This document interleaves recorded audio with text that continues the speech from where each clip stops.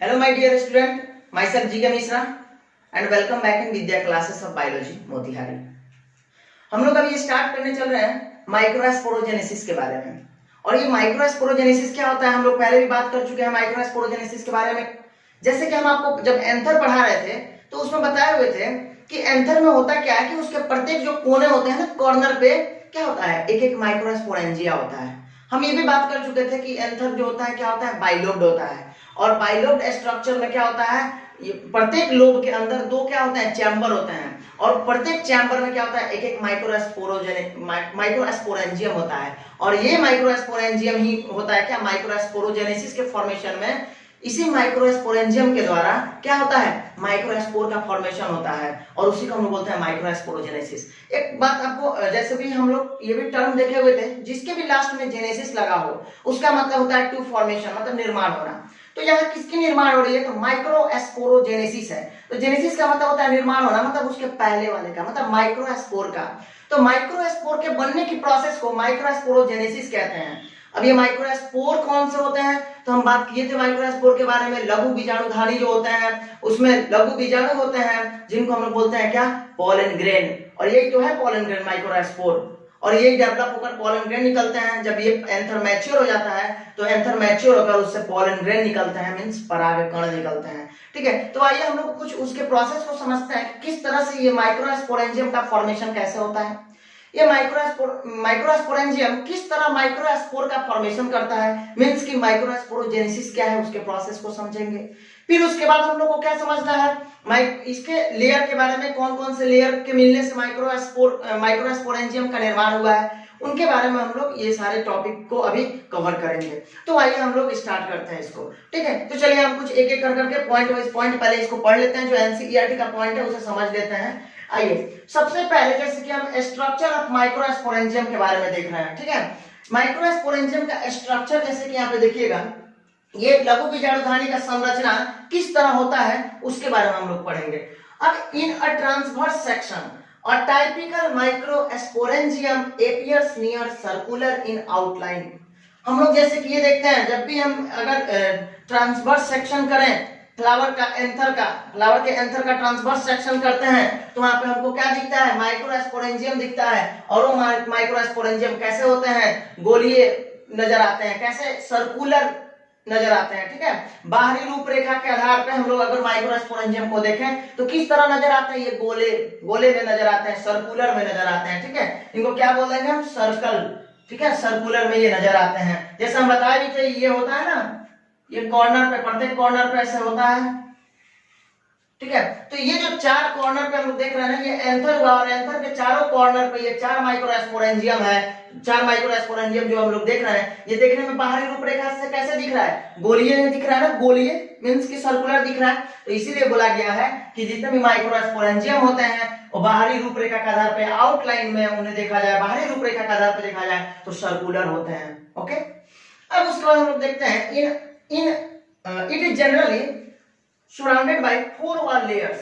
ये generally 4 wall layer से मिलकर बने हुए होते हैं। 4 लेयर से क्या होते हैं चारों तरफ से इनक्लोज होते हैं घिरे हुए होते हैं 4 लेयर से। अब वो कौन कौन सा लेयर है तो देखिएगा सबसे पहले एपिडर्मिस होता है। एपिडर्मिस जिसको हम लोग बाह्य त्वचा बोलते हैं। तो ये माइक्रोस्पोरेंजियम की अगर हम बात करें किसी एक माइक्रोस्पोरेंजियम की बात करें तो उसके एक माइक्रोस्पोरेंजियम का जो यहाँ जो पूरे लेयर जो है ना ये किससे मिलकर बना हुआ है बाहरी लेयर जो होता है एपिडर्मिस। और इस एपिडर्मिस ईपी का मतलब होता है बाह्य डर्मिस मतलब होता है उसका लेयर त्वचा। ठीक है तो हम लोग एपिडर्मिस बाहर वाले लेयर को बोलेंगे। इंडोथेसियम अंतःस्थीसियम इसको हिंदी में बोलते हैं मतलब ये इसके अंदर वाले पार्ट को हम लोग बोलते हैं। फिर उसके बाद एक मिडिल लेयर है जो कि मध्य परत है किसके ये सभी किसके बात कर रहे हैं तो किसके वॉल के लेयर के बारे में बात कर रहे हैं माइक्रोस्पोरेंजिया के वॉल के लेयर के बारे में बात कर रहे हैं। तो बाहरी जो लेयर होता है उसको एपिडर्मिस बोलते हैं उसके अंदर वाला को इंडोथेसियम बोलते हैं और बीच वाले को मिडिल लेयर बोलते हैं और जो अंतिम भाग होता है ना उसको हम लोग बोलते हैं टैपिटम। ठीक है ये 4 लेयर होते हैं ये बहुत ही इंपॉर्टेंट है जी यहाँ समझिएगा आप लोग। ये 4 लेयर है जिनसे मिलकर बना हुआ होता है क्या माइक्रोस्पोरेंजियम। अब यहाँ देखिएगा द आउटर 3 वॉल लेयर्स ये जो बाहरी 3 लेयर है बाहरी 3 लेयर में कौन कौन आएंगे तो देखिएगा बाहरी 3 लेयर में आएगा एपिडर्मिस इंडोथेसियम मिडिल लेयर। ठीक है ये बाहरी 3 लेयर होते हैं तो the outer three wall layers epidermis, endothecium and middle layer, ठीक है। और ये जो मिडिल है, ये तीन जो लेयर हम लोग देख रहे हैं, एपिडर्मिस, इंडोथेसियम और मिडिल, ये सभी के सभी का क्या काम करते हैं? तो ये perform the function of protection and help in dehiscence of anther. देखिए ये क्या काम करते हैं जी?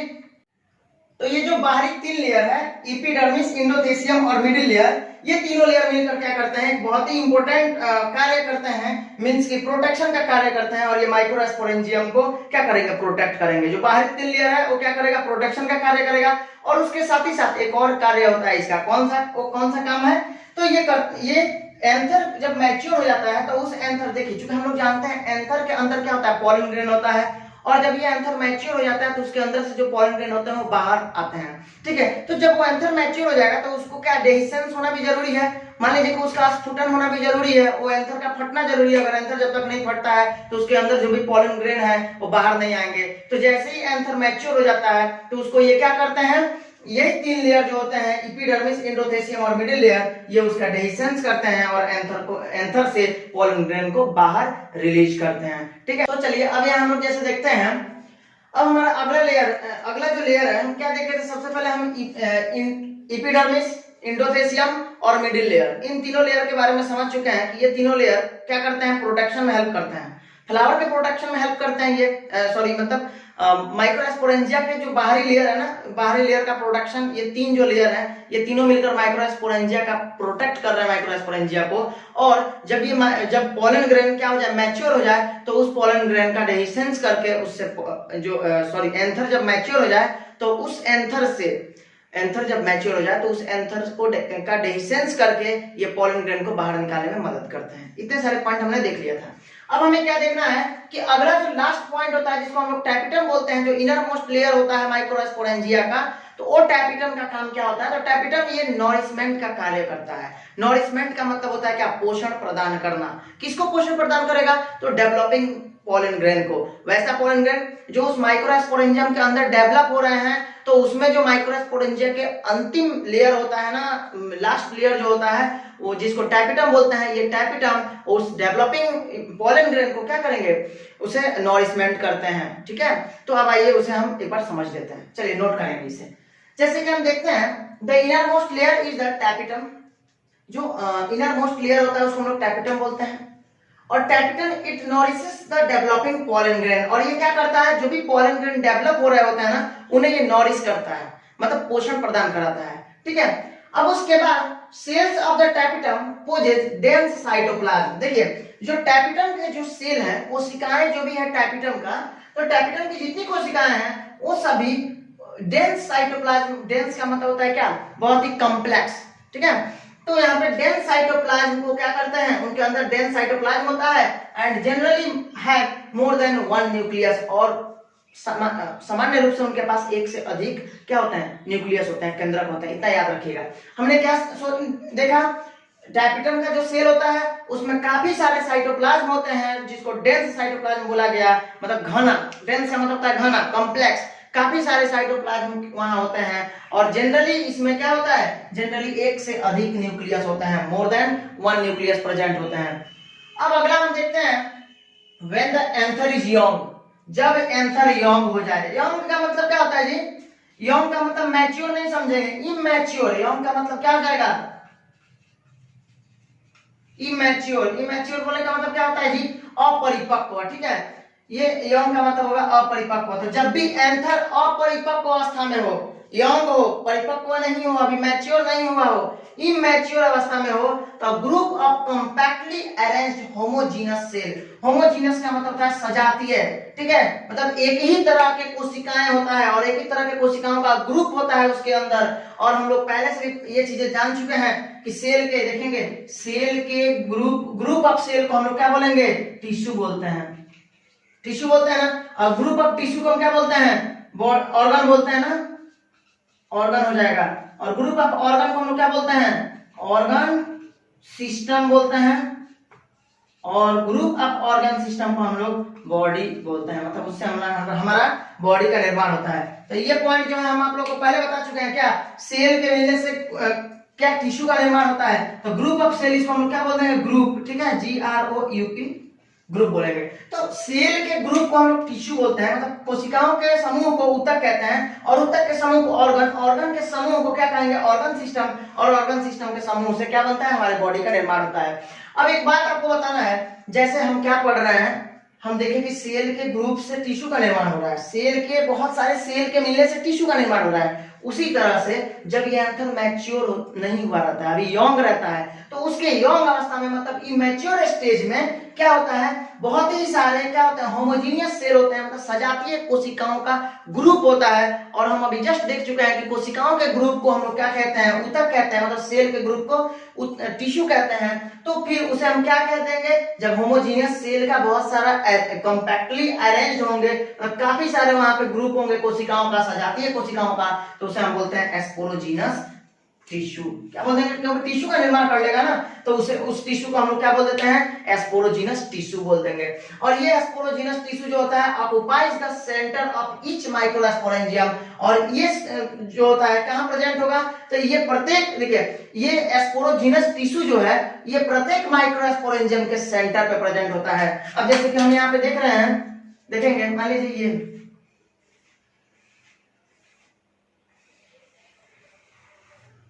हम इतना ये देखें, यहाँ पे जैसे कि हम देख रहे हैं ये माइक्रोस्पोरेंजिया है ना, ये माइक्रोस्पोरेंजिया है, तो प्रत्येक माइक्रोस्पोरेंजिया के सेंटर पे क्या होता है, प्रत्येक माइक्रोस्पोरेंजिया के सेंटर पे यहाँ पे क्या प्रेजेंट होता है, ये टिश्यू प्रेजेंट होता है, जिसको एस्पोरोजीनस टिश्यू बोल रहे हैं, एस्पोरोजीनस टिश्यू बोल रहे हैं, ठीक है, ये एस्पोरोजीनस टिश्यू प्रेजेंट होता है। तो चलिए हम लोग इसके बाद हम लोग माइक्रोस्पोरोजेनेसिस देखते हैं। और माइक्रोस्पोरोजेनेसिस में आपको बता दें कि माइक्रोस्पोरोजेनेसिस, अभी टर्म हम बताए हुए आपको, माइक्रोस्पोरोजेनेसिस, आइएगा एक छोटा सा टर्म हम डील करते हैं, यहाँ देखिएगा, रुक जाइए।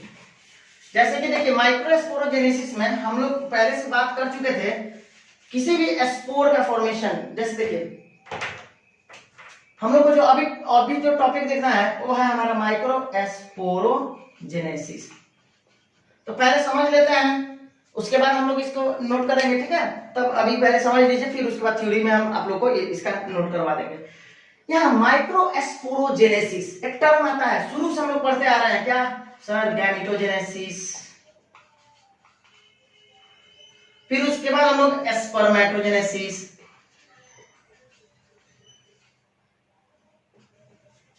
फिर हम लोग यहाँ पे एम्ब्रियोजेनेसिस, फिर यहाँ हम लोग का अगला जो है ये वैसे ही उसी तरह का माइक्रोस्पोरोजेनेसिस,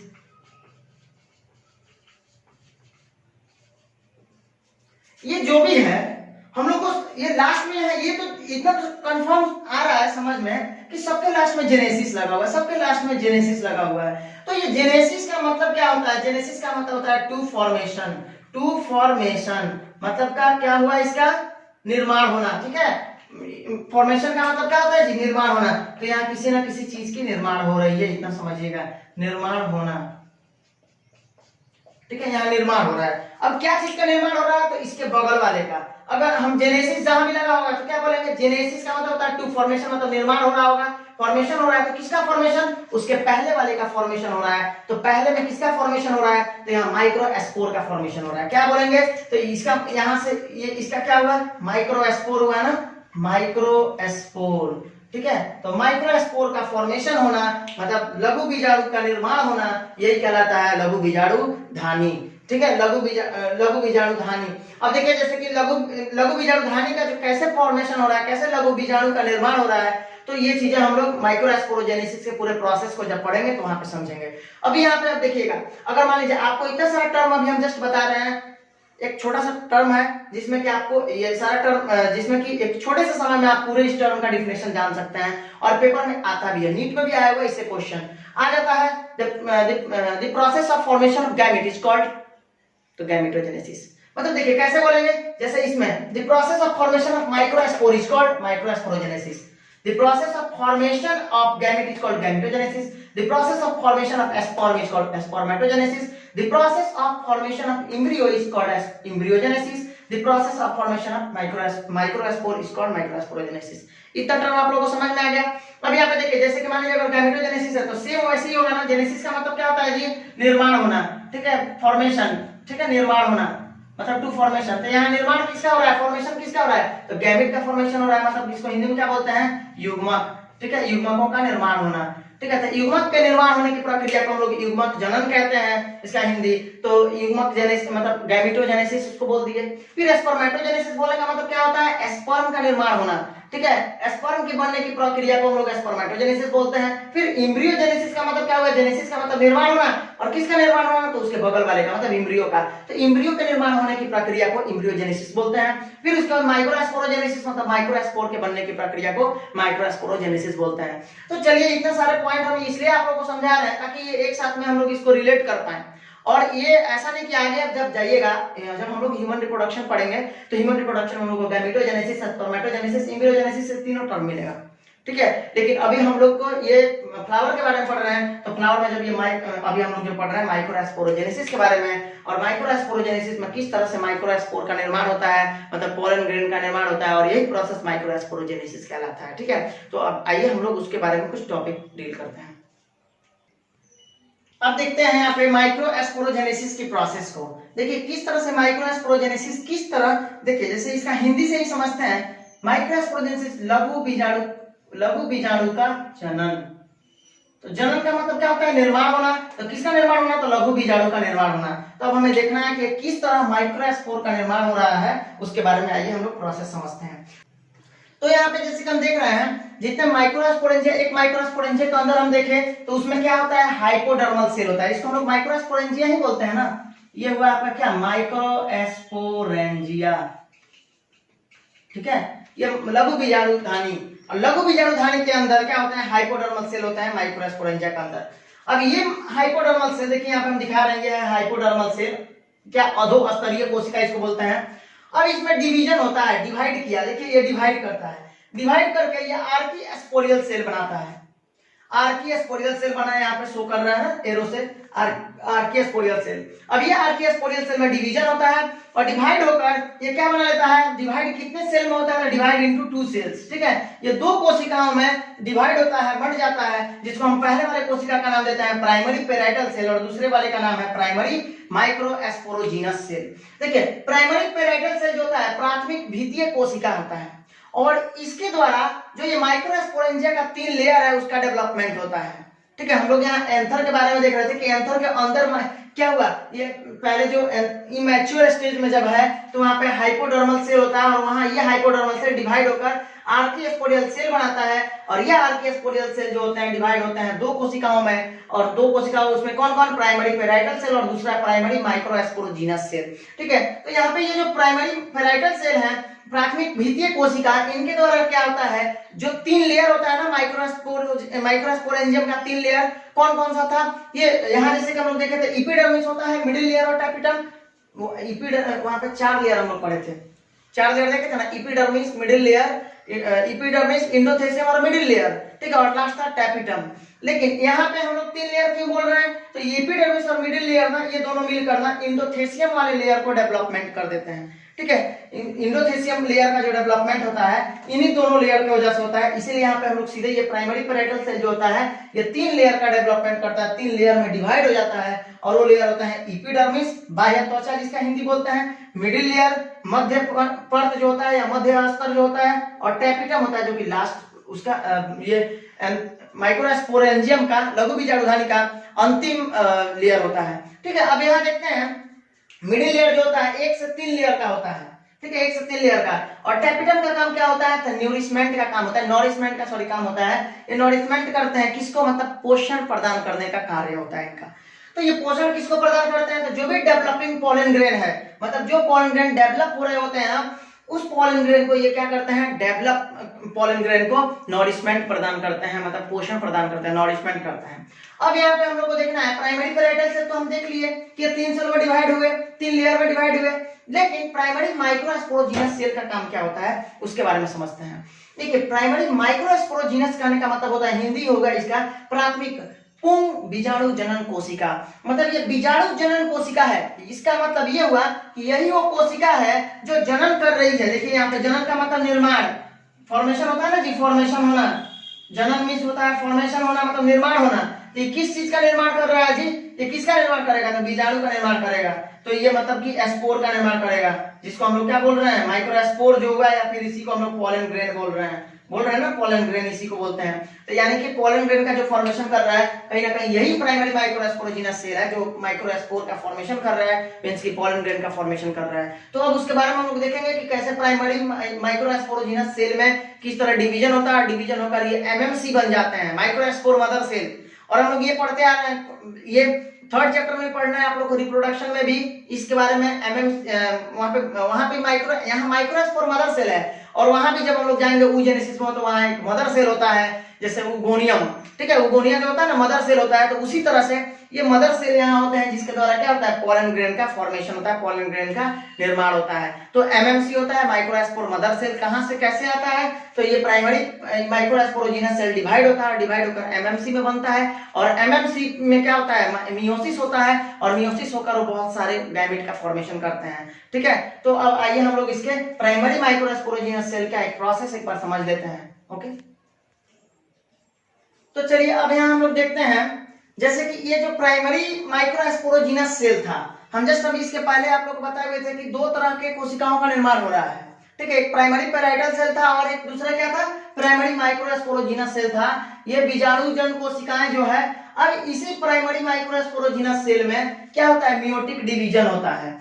और ये मियोटिक, जैसे कि हम यहाँ देख रहे हैं, ये पूरा लेयर हमको दिख रहा है, यहाँ पे ये माइक्रोस्पोरेंजियम का लेयर हम लोग देख रहे हैं। जो बाहरी लेयर है उसको एपिडर्मिस बोल रहे हैं, जो ये बीच वाला लेयर है उसको मिडिल लेयर बोल रहे हैं, और ये अंतिम भाग जो होता है उसको टैपिटम बोलते हैं। और ये एपिडर्मिस और मिडिल लेयर मिलकर इंडोथेसियम का निर्माण कर लेते हैं, जो बीचला लेयर होता है, ठीक है, इन दोनों के बीच का लेयर होता है। अब यहाँ पे हम लोग देखते हैं, ये टैपिटम के अंदर प्राइमरी माइक्रोस्पोरोजिनस सेल होते हैं, और ये प्राइमरी माइक्रोस्पोरोजिनस सेल में क्या होता है, मियोटिक डिवीजन होता है, समसूत्री विभाजन होता है। और समसूत्री विभाजन होने के बाद, चूंकि एक बात आप जान लीजिए, जब भी मियोसिस होगा, मतलब अर्धसूत्री, देखिए ये मियोसिस यहाँ हो रहा है, इसका हिंदी क्या होता है, अर्धसूत्री। तो जहां भी अर्धसूत्री होगा वहां क्रोमोसोम का नंबर आधा हो जाता है, लेकिन जहां पे समसूत्री विभाजन होगा, मतलब मियोटिक डिवीजन होगा, वहां क्रोमोसोम के नंबर में कोई चेंजिंग नहीं होता है, there is no any changing in meiotic division, ठीक है, किसी भी तरह का चेंजिंग नहीं होता है। अब यहाँ हम लोग देख रहे हैं प्राइमरी माइक्रोस्पोरोजिनस सेल में समसूत्री विभाजन हुआ, और क्या चीज का निर्माण होता है, एमएमसी का निर्माण होता है, माइक्रोस्पोर मदर सेल का निर्माण होता है। अब ये माइक्रोस्पोर मदर सेल में फिर से मियोसिस होता है, और मियोसिस होने के बाद ये इसका पोलन ग्रेन का फॉर्मेशन होता है। और हम जानते हैं कि एक बार जब भी मियोसिस होता है तो चार तरह के कोशिकाएं टूटते हैं, चार तरह की कोशिकाओं का निर्माण होता है, ठीक है। तो यहाँ पे क्या होगा, एमएमसी, ये माइक्रोस्पोर मदर सेल होता है, और यही इसके माइक्रोस्पोर मदर सेल के अंदर मियोसिस होगा, और मियोसिस होने के बाद क्या चीज का निर्माण होता है, पोलन ग्रेन का निर्माण होता है। तो एक टर्म हम बोल सकते हैं, अगर आपसे पूछा है कि माइक्रोस्पोरोजेनेसिस क्या होता है, तो आप तो ऐसे बोल दीजिएगा सीधे कि हाँ, बीजाणु के जनन की प्रक्रिया, लघु बीजाणु के जनन की प्रक्रिया को लघु बीजाणु जनन कहेंगे। मतलब माइक्रोस्पोर के बनने की प्रोसेस को, the process of formation of microspore is called microsporogenesis बोल देंगे। लेकिन अगर हम इसके पूरे प्रोसेस के हिसाब से बोले तो कैसे बोलेंगे, the process of formation of pollen grain और microspore from microspore mother cell, ठीक है। तो ऐसे हम बोलेंगे, जब भी पोलन ग्रेन का निर्माण माइक्रोस्पोर मदर सेल से हो तब उसे हम क्या कहते हैं, माइक्रोस्पोरोजेनेसिस कहेंगे। ये बातें समझ में आ गया होगा। तो चलिए अब हम लोग आगे इसके कुछ टर्म को लिखते हैं, और इसके टर्म को लिखकर फिर समझ लेते हैं, ठीक है। तो चलिए अब यहाँ हम लोग देखते हैं माइक्रोस्पोरोजेनेसिस के एक बार पूरे प्रोसेस को समझ लेते हैं, ठीक है। मतलब बीजाणु जनन कैसे होता है, तो उसके लघु बीजाणु जनन कैसे होता है उसके बारे में हम लोग समझ लेते हैं। आइए, the process of formation of microspore from a PMC, मतलब पोलन मदर सेल, या फिर इसी को हम लोग बोलते हैं एमएमसी, माइक्रोस्पोर मदर सेल। तो एक ऐसा प्रोसेस होता है जो the process of formation of, ऐसा प्रोसेस जिससे माइक्रोस्पोर का फॉर्मेशन हो, मतलब कि किसके द्वारा, पीएमसी के द्वारा या फिर एमएमसी के द्वारा, मतलब पोलन मदर सेल से या माइक्रोस्पोर मदर सेल से जब माइक्रोस्पोर का फॉर्मेशन होता है तो इसी प्रोसेस को क्या बोलते हैं, माइक्रोस्पोरोजेनेसिस। लेकिन किस प्रोसेस के द्वारा ये होता है, तो ये जो प्रोसेस पूरा होता है किसके द्वारा, तो मियोसिस के द्वारा होता है। तो इसका मतलब हुआ the process of formation of microspore from pollen mother cell और microspore mother cell through meiosis is called microsporogenesis। ठीक है, माइक्रोस्पोरोजेनेसिस किसको बोलेंगे? तो जब भी माइक्रोस्पोर का फॉर्मेशन, या माइक्रोस्पोर को हम लोग पोलन ग्रेन भी बोलते हैं, इस माइक्रोस्पोर को हम लोग एक और नाम से क्या जान सकते हैं? Pollen grain. ठीक है, पोलन ग्रेन। जब भी पोलन ग्रेन का फॉर्मेशन पीएमसी के द्वारा या एमएमसी के द्वारा होता है, देखिए जब भी पोलन ग्रेन का फॉर्मेशन या फिर माइक्रोस्पोर का फॉर्मेशन पोलन मदर सेल के द्वारा या फिर एमएमसी माइक्रोस्पोर मदर सेल के द्वारा मियोसिस के थ्रू होता है, तो उसको हम लोग क्या बोलते हैं? माइक्रोस्पोरोजेनेसिस बोलते हैं। अब यहाँ पे हम इसके कुछ प्रोसेस को समझ लेते हैं। आइएगा, ये बहुत ही इंपॉर्टेंट प्रोसेस है, इससे क्वेश्चन हो सकता है आपके बीच से ही आ सके। प्रोसेस है ये कि ये माइक्रोस्पोरोजेनेसिस का प्रोसेस कैसे पूरा होता है उसको देखेंगे। देखिए, जब ये एंथर डेवलप हो रहा होता है, डेवलपिंग एंथर में जो एंथर डेवलप हो रहा हो, अभी डेवलप मैच्योर नहीं, जो डेवलप हो रहा होता है, तो डेवलपिंग एंथर के अंदर सेल ऑफ एस्पोरोजिनस टिश्यू होता है। कौन सा? हम जस्ट अभी बात किए हुए थे, वहां पे देखे हुए थे, वहां पे होमोजीनियस सेल होते हैं और कंपैक्टली अरेंज होते हैं होमोजीनियस सेल। बात किए थे पहले में, तो वहां बताए हुए थे कि बहुत सारे होमोजीनियस सेल सजातीय कोशिकाओं का समूह होता है और उन्हें हम क्या कहते हैं? उन्हीं को बोलते हैं एस्पोरोजिनस टिश्यू। उन्हीं को बोलेंगे एस्पोरोजिनस टिश्यू। अब ये एस्पोरोजिनस टिश्यू का जो कोशिका होता है उसमें मियोटिक डिवीजन होता है, मतलब समसूत्री विभाजन होता है, और समसूत्री विभाजन होने के बाद माइक्रोस्पोर टेट्राड का निर्माण करते हैं। ये हुआ माइक्रोस्पोर बीजाणु चतुष्टय का। ठीक है, मतलब ये लघु बीजाणु चतुष्टय का निर्माण करते हैं, टेट्राड का निर्माण करेंगे, माइक्रोस्पोर टेट्राड का। अब ये प्रत्येक माइक्रोस्पोर टेट्राड के अंदर पोटेंशियल पोलन होता है। मतलब पोटेंशियल पोलन का मतलब होता है कि ये पोलन मदर सेल या फिर माइक्रोस्पोर मदर सेल, मतलब कि वो क्या, उनके अंदर ये पोटेंशियल होता है कि वो पोलन ग्रेन का निर्माण कर सकते हैं, तो उन्हें हम बोलते हैं पोटेंशियल पोलन। और पोटेंशियल पोलन ही होता है क्या? पोलन मदर सेल या फिर माइक्रोस्पोर मदर सेल, एमएमसी। ठीक है, तो अब ये पोलन मदर सेल या एमएमसी में क्या होता है? तो मियोसिस होता है। ये प्रोसेस यही का है। ठीक है, इसमें फिर क्या होगा? मियोसिस होगा, और मतलब अर्धसूत्री विभाजन होता है जिसमें क्रोमोसोम का नंबर आधा हो जाएगा, गुणसूत्र की संख्या आधी हो जाती है, हाफ हो जाता है। तो पोलन मदर सेल में मियोसिस होता है और मियोसिस होने के बाद इससे माइक्रोस्पोर या फिर पोलन ग्रेन का निर्माण होता है। ठीक है, मतलब ये लघु बीजाणु का या फिर बीजाणु का या फिर हम लोग इसको क्या बोलते हैं? पोलन ग्रेन का निर्माण होता है। अब यहाँ ये माइक्रोस्पोर और पोलन ग्रेन के बनने की प्रोसेस को, तो यही प्रोसेस क्या कहलाता है? यहाँ पे देखिएगा, प्रोसेस इज कॉल्ड माइक्रोस्पोरोजेनेसिस। और इसी प्रोसेस को ये माइक्रोस्पोर या फिर पोलन ग्रेन की बनने की प्रोसेस को ही हम लोग माइक्रोस्पोरोजेनेसिस बोल देते हैं। ठीक है, बहुत इजी है ये बोलना कि माइक्रोस्पोरोजेनेसिस क्या होता है, तो हम सीधे बोल दिए the process of formation of microspore is called microsporogenesis, बोल सकते हैं ना। लेकिन अगर हम इसके डिटेल्स में बात करें कि कैसे कैसे बनता है, तो कैसे देखें? डेवलपिंग एंथर के अंदर क्या होता है? एस्पोरोजिनस टिश्यू का सेल होता है, उस टिश्यू में मियोटिक डिवीजन हुआ और मियोटिक डिवीजन करके माइक्रोस्पोर टेट्राड का निर्माण करता है। और प्रत्येक माइक्रोस्पोर टेट्राड में पोटेंशियल पोलन होता है जिसको मदर माइक्रोस्पोर मदर सेल बोलते हैं या क्या पोलन मदर सेल बोलते हैं। और उस पोलन मदर सेल में क्या होता है? मियोसिस होता है और मियोसिस होने के बाद माइक्रोस्पोर या फिर पोलन ग्रेन का निर्माण करते हैं और इसी प्रोसेस को हम लोग माइक्रोस्पोरोजेनेसिस कहते हैं। यह हमारा टॉपिक यहाँ तक माइक्रोस्पोरोजेनेसिस का खत्म हो गया।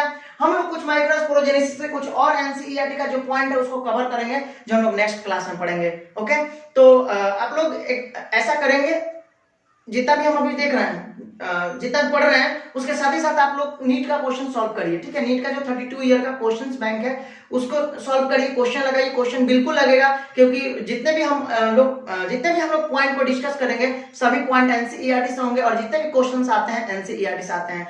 सो गाइज, आप लोग चैनल को सब्सक्राइब करें और लाइक कमेंट करें। आप चैनल को सब्सक्राइब कर लेते हैं तो फिर हमारे जितने भी न्यू अपडेटेड वीडियो जो भी हम डालते रहेंगे वो सारे वीडियो आपके पास भी पहुंचते रहेंगे। अभी जैसे नीट का पेपर आ रहा है, हम लोग उसके बारे में जो भी नीट का जो सीरीज है, नीट सीरीज के हिसाब से हम लोग कुछ उसके टॉपिक को हमेशा डेली वाइज डेली वीडियो देखेंगे। तो इस वजह से आप लोग, सो गाइज, आप सभी इसे सब्सक्राइब जरूर करें।